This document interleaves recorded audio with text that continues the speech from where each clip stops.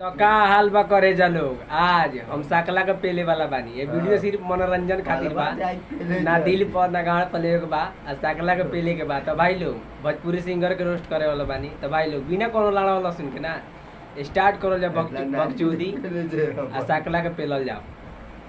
आवाज कम आए लोग, आवाज कम आए लो ये खातिर सॉरी।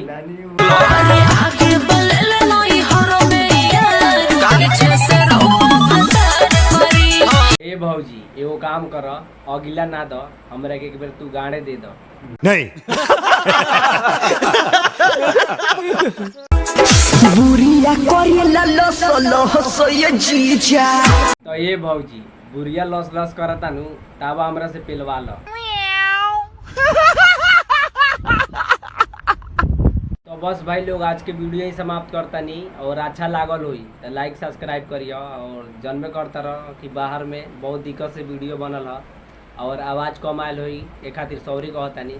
बहुत दिक्कत से वीडियो बना देखा तारा कहाँ बनौले बनी, और आवाज़ कम आयल हुई एक खातिर सॉरी। काहे कि बाहर प्रदेश घरे जाल जाई तो अलग के बात बा, और वीडियो बनावे के तो उनको मुंड ना रख, बस प्रॉब्लम से बनल वीडियो।